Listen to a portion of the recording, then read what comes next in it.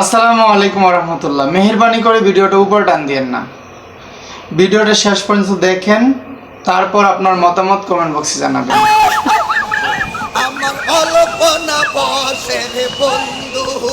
এরকম ভণ্ড প্রতারক এই বাংলাদেশে এখন আছে। আমি কিছু বলবো না, আপনারা কমেন্ট বক্সে অবশ্যই বলে যাবেন একে কি করা দরকার। ওর মতন ফাজিল এই বাংলার মাটিতে টাকার কোনো প্রশ্নই আসে না। ওরে জোতা পিটা করে দেশ থেকে তাড়ানোর দরকার এরকম বন্ড বক্তাদেরকে, যে কিনা আলেম ওলামাদের বিরুদ্ধে কথা বলে, আবার কথা বললেই সে ফুটানি দেখায়। এই তোদের ফুটানি কি আসে যায় আলেম ওলামাদের? তোদেরকে জোতা পিটা করে দেশ থেকে তাড়াবে 95% মুসলমানের দেশে। ভয়ের কিছু নেই।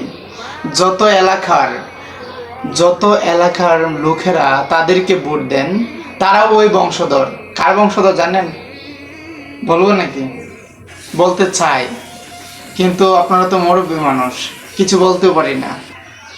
তবে ইসলামের বিরুদ্ধে কোনো কথা বললে বসে থাকবো না, ইনশাল্লাহ মাঠে নামবো। এরকম কোনো শোনার চান নেই আমাদেরকে টেকাতে। আমরা মুসলমানের ঘরের সন্তান, আমরা